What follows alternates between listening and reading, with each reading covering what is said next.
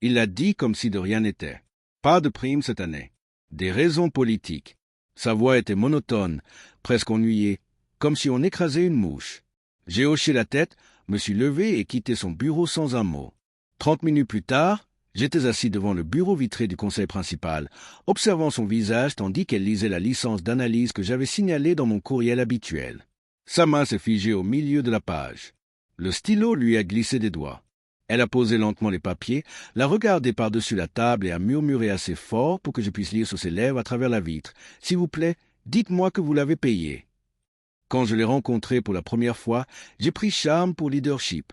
C'était le genre de manager qui se souvenait des anniversaires, qui souriait dans les couloirs, qui vous félicitait en réunion pour ensuite vous corriger en privé. Poli, sûr de lui, intouchable. J'ai cru en lui. Je croyais qu'il remarquait mes heures de travail tardif, mes week-ends sacrifiés, la précision que j'apportais à chaque ensemble de données. Je pensais que la loyauté était réciproque. Puis les coupes budgétaires ont commencé. Pas à mon salaire, pas au début, mais aux petits remerciements, au crédit volé lors des présentations, à mon nom effacé des dossiers clients, à un lent effacement. Je suis resté silencieux jusqu'au bonus. Les bonus n'étaient pas de la charité. C'était du sang. La preuve que vous comptiez. La preuve que les journées de 12 heures et les yeux fatigués étaient visibles. Lorsqu'il a évoqué les raisons de la politique, quelque chose a craqué. J'avais rédigé la politique interne 2 ans plus tôt. Je la connaissais par cœur. Aucune clause ne justifiait sa décision. Alors, j'ai commencé à regarder de plus près. J'ai épluché les contrats, croisé les documents de conformité, pas encore par vengeance. Au début, je voulais comprendre une raison, et c'est là que je l'ai vue. Un renouvellement de licence enfoui dans le jargon juridique. Une clause qui dépendait d'une seule chose. Ma paternité continue d'être l'auteur du code d'analyse. Ma signature obligeait l'entreprise à l'utiliser. Sans elle, ils n'étaient pas seulement exposés, ils étaient responsables. J'ai alors compris qu'ils n'avaient pas réduit ma prime pour faire des économies. Ils l'avaient fait parce qu'ils pensaient pouvoir le faire. La rage est forte, la vengeance est silencieuse. Je n'ai pas fait irruption. Je n'ai pas discuté. J'ai souri. J'ai continué à travailler. J'ai rédigé mes rapports. J'ai assisté à mes réunions. Mais chaque geste était délibéré. Premièrement, j'ai vérifié le contrat avec un langage juridique incompréhensible au sein du service. Deuxièmement, j'ai archivé chaque ligne de ma contribution, horodatée et signée numériquement. Troisièmement, j'ai attendu le moment opportun. Pas une explosion. Pas une confrontation dans un couloir, un moment où le silence l'étoufferait plus que des cris.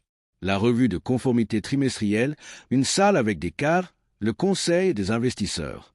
Parfait. La veille au soir, j'avais envoyé un email informel. Bonjour, je signalais juste une petite incohérence dans la licence d'analyse. Rien de grave, mais ça méritait une révision juridique avant la réunion de demain. Pas de point d'exclamation. Pas d'urgence, juste assez d'appât pour que l'avocat morde à l'hameçon. Et elle l'a fait. De ma chaise devant son bureau, j'ai vu la prise de conscience dessinée sur son visage. D'abord la confusion, puis la reconnaissance, puis la peur. Elle a murmuré les mots qui ont fait exploser le silence. « S'il vous plaît, dites-moi que vous l'avez payé. » À l'intérieur, son sourire s'estompa.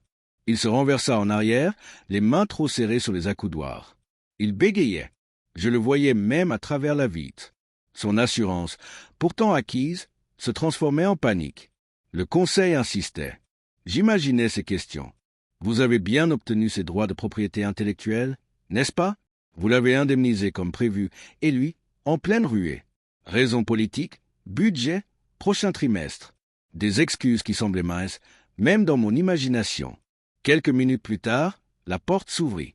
La voix du conseil était sèche, froide. « Pouvez-vous entrer, s'il vous plaît ?» Je l'ai fait. Calme, serein, le cœur battant. Je me suis assis en face de lui, les yeux rivés sur lui, tandis qu'elle me détaillait les détails. Si je retirais la paternité, tous les contrats clients liés à cette licence seraient annulés. Rupture de service, pénalité, litige, millions de dollars de responsabilité. Elle m'a demandé si j'avais été indemnisé conformément à l'accord. Je n'ai pas répondu tout de suite.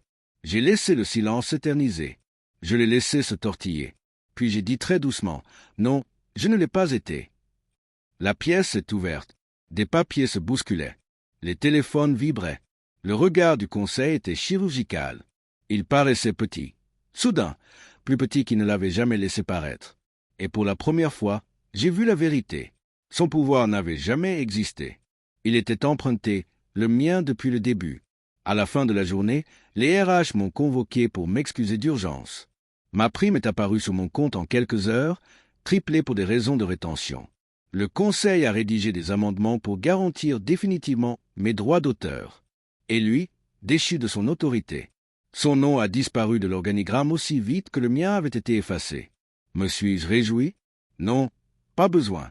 La vengeance ne réside pas dans les cris. Elle réside dans ce moment de silence où votre traître réalise que le piège que vous lui avez tendu était tendu bien avant qu'il ne remarque le sol craquer sous ses pieds. Je suis passé devant son bureau ce soir-là. Sa porte était fermée, les stores baissés. J'entendais presque le silence l'engloutir tout entier. Je n'ai pas frappé. Je n'ai pas souri. J'ai simplement murmuré à personne d'autre que moi-même des raisons politiques et je suis parti.